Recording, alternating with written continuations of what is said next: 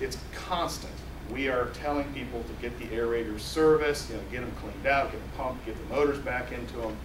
So just to kind of give you, those of you that work in the trade know what I'm talking about. It's a problem. This county has, and I've told you before, more septic systems in this county than any in the state.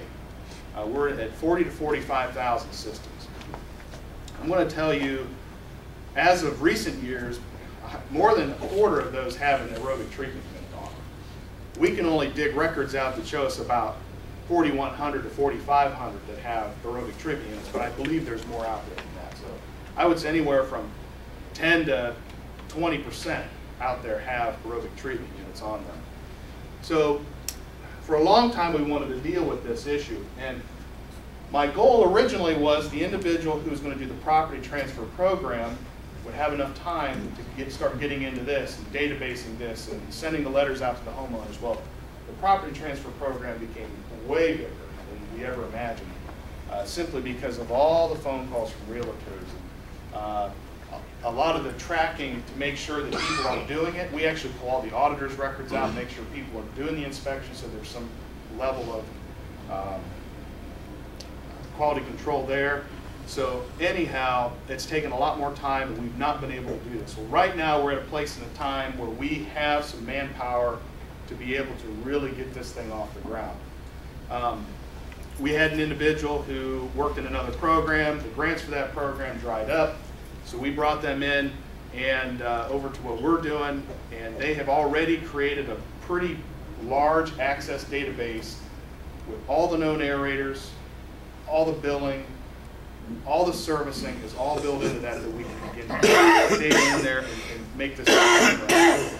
So just before I get into the regulations, I'm really going to have to go over the regulations, and they're dry and they're pithy and they're really not much that you get out of it. So I wanted to at least help you to understand how this is supposed to function. Throughout the state of Ohio, many departments have attempted to do some type of operation permits with homeowners by issuing them a permit, making them pay for it, and going out and doing inspections. All right, 40,000 homeowners I got to chase down, or even a quarter of that, to give them a permit and make them fork out money so this program runs right. Ain't going to happen, and I know that. And the state has done research on this and said it doesn't happen. You spend more time chasing people to pay their minimal fee than getting the work done. So that's where we did not want to go. And we wanted to actually get the work done, do the job, get people under contract, get service providers the work that they should be doing because they need to be serviced, and not fuss around quite so much with people who don't have permits and running out there and trying to bang everybody against the wall who doesn't have one. So this is what has been created to deal with that issue. It's a little different way of dealing with this. There was a health commissioner, he's a health commissioner now, West Bend's, many of you probably know him, called me and said, I see how you guys are trying to do this. We've done it the other way. It doesn't work. This is back when he was in Mahoning County. So he said, we're going to try it your way. Now he's with Columbiana, and he's got a couple light years to catch up. So I think he's back behind a little bit. Don't tell me so. But anyway, we're trying to get, now what has happened, and in that couple-year time frame that we had a hope to start this until today, we realized there were some bugs in what we had originally created. What we're trying to do is fix some of those bugs with what I'll show you today, and hopefully make it work better. So it starts off with the homeowner having an aerobic treatment unit up in the left-hand corner. They contract with the service provider. The service provider, the intention here is the service provider collects the fee that he normally does with the contract, and there's a health department fee that is associated with the contract renewal also. Originally, we had put into the original document that there would be a fee collected per service. That's just too cumbersome. So, and it also didn't deal with some of the existing contracts you have that you didn't accommodate for any fees in the contracts you already issued. We didn't want to do that. That's not right. So We didn't want to do that. You already had a contract. We're beginning to collect fees from you for servicing, and you didn't even accommodate for it in what you charge the homeowner. So we wanted to stay away from that, so we basically said in new contracts is where this fee gets collected.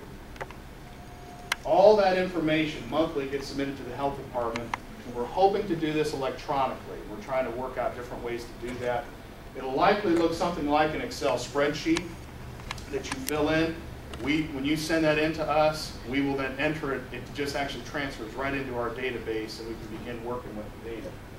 So you'll submit service reports, any new contracts, and then the associated fees with the new contracts. Right here, I'll interject that the original code talked about the service provider being accountable for the sampling of those units. We took it out. It's a mess. It's a nightmare. The homeowner is accountable for the sampling. He can use you. He can use any lab that you might recommend to the homeowner.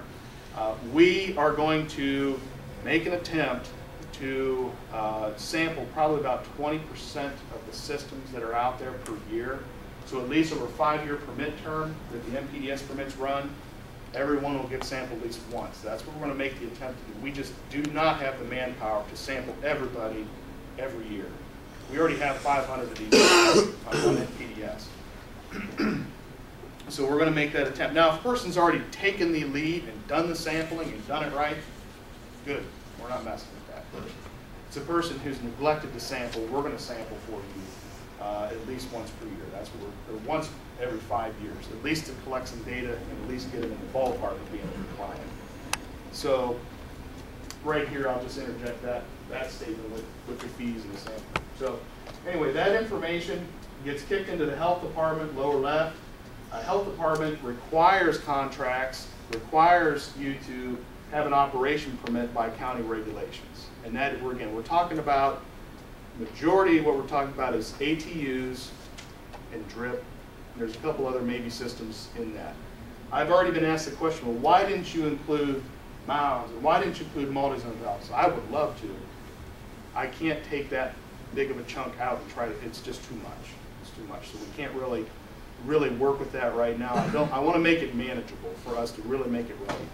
So we took the ones that are what we believe is the highest risk. You know, you have something discharged directly to the ditch, directly to the creek, you turn it off and it has the most immediate effect right now.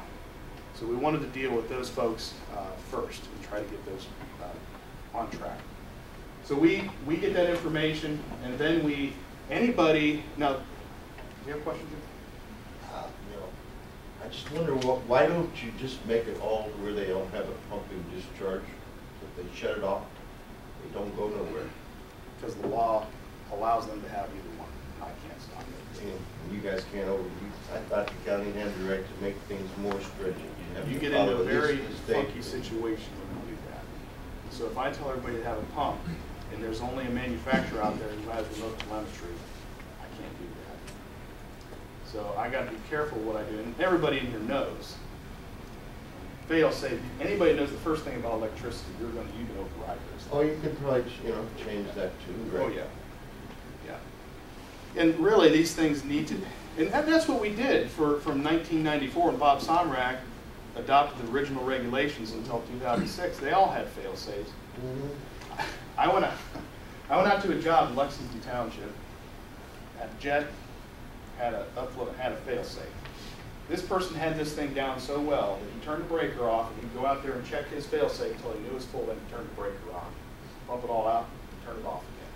So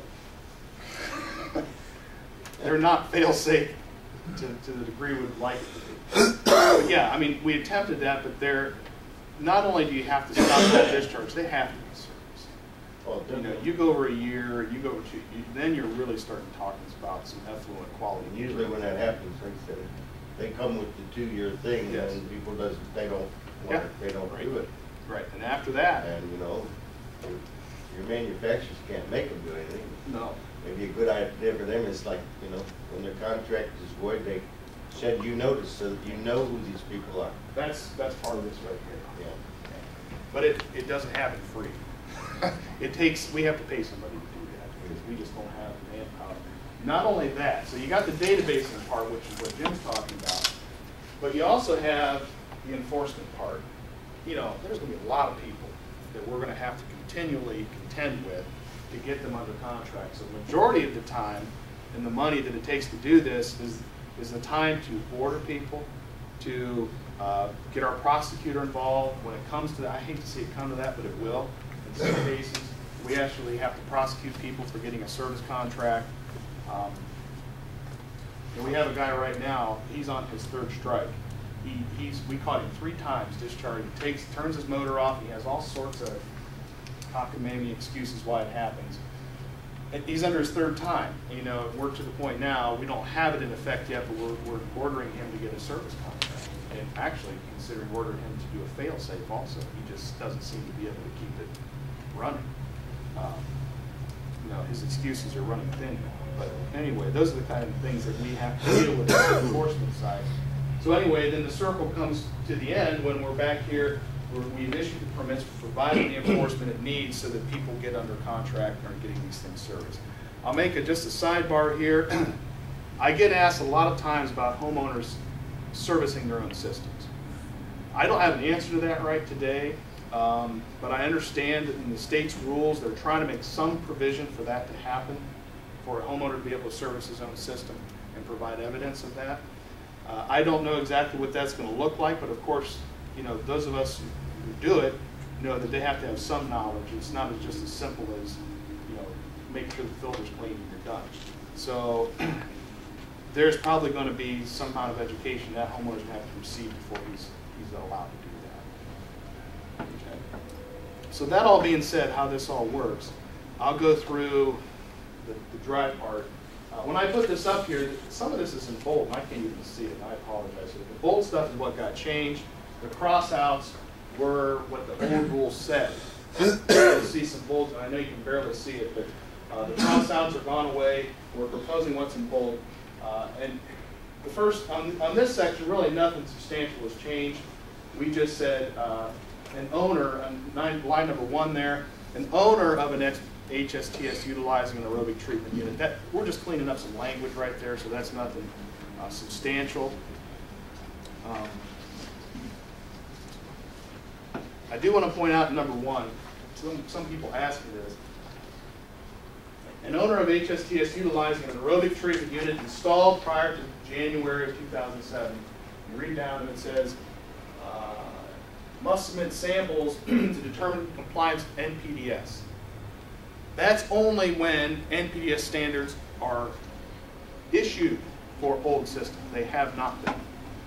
We were under the understanding back when these were originally written that they were going to come out with an NPDS for old systems. They've never done that.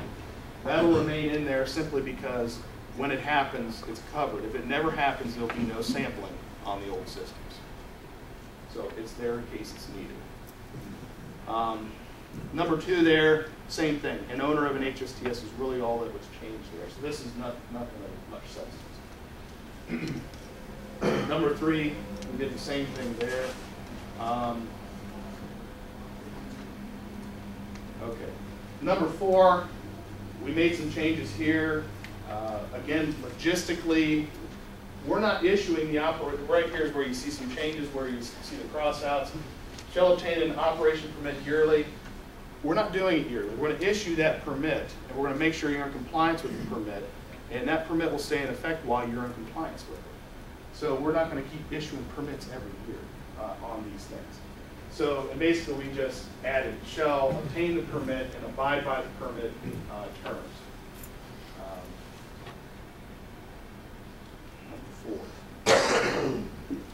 This whole section's been rewritten. I hate to just read to you, but I'm not sure if there's any other way to really do this.